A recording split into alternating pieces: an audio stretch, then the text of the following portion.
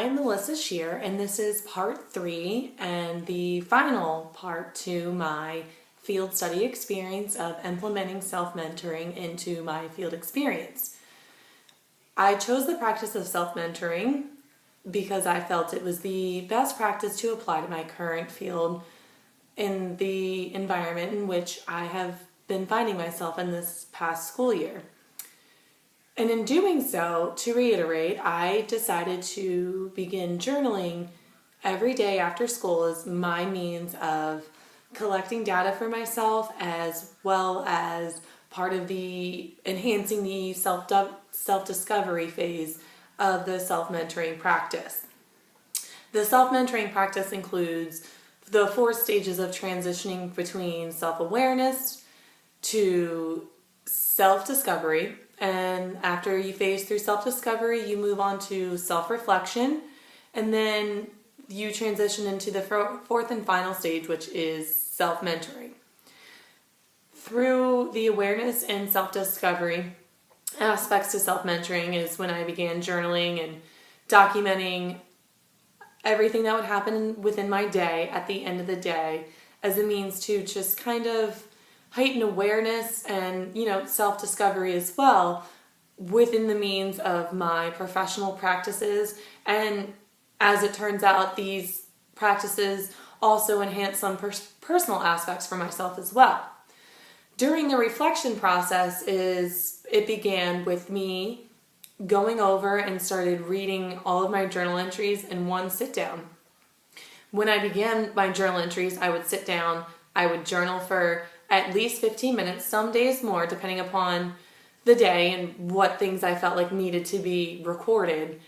in addition to just assessing myself and so on and so forth. So with the reflection process, I started this process by going through all of my journal entries, and I knew from just previous research experience in collecting qualitative data that I would be kind of looking for different themes within my writings to kind of pull them out and kind of assess what it is I'm finding. And through this process, I actually found different professional and personal ways to enhance my current circumstances. And some of that was professionally, journaling helped me to really identify a lot of the circumstances within my environment that I had a significant lack of control in.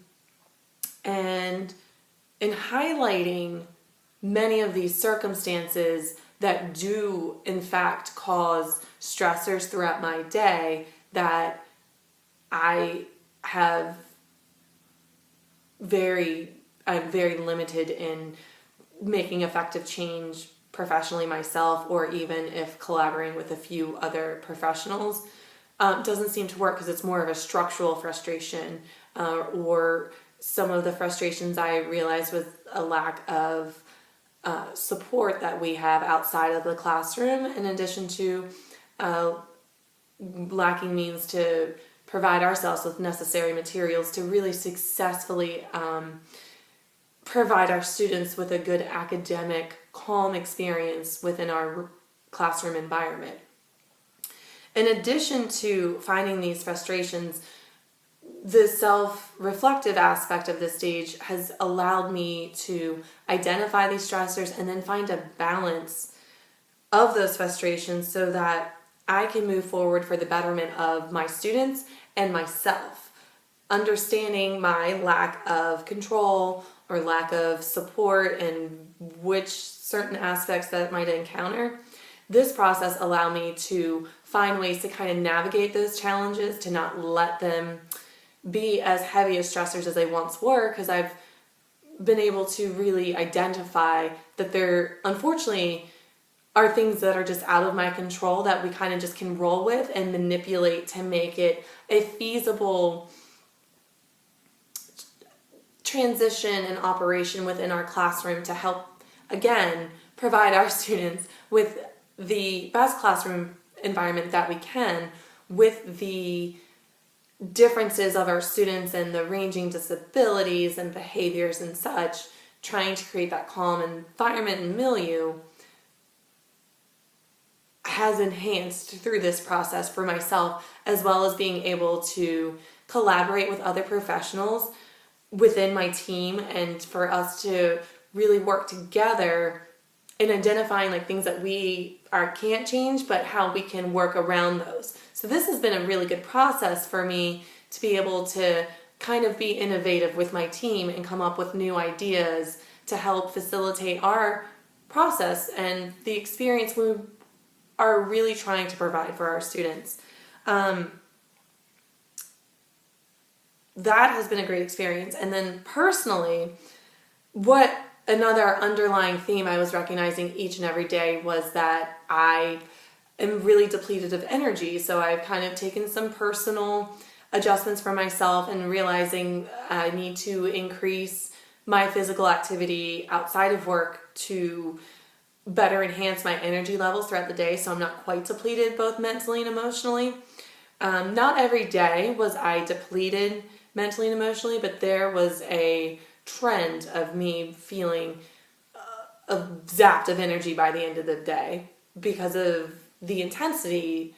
I experienced throughout each day. But increasing the physical exercises has certainly helped me maintain calmness. And I've also implemented practicing breathing exercises in the moments of the severe stressors that occur that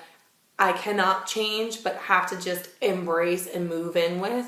And that has been an enlightening experience as well. All of this has transitioned me into the self-mentoring phase, which I will continue on once we return back from spring break. I look forward to being my own mentor in a higher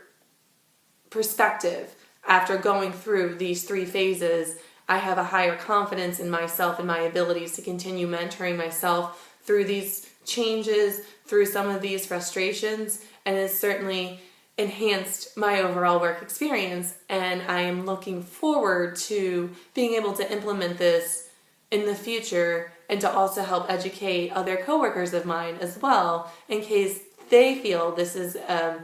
practical tool for them to utilize to help enhance themselves both professionally and personally as well.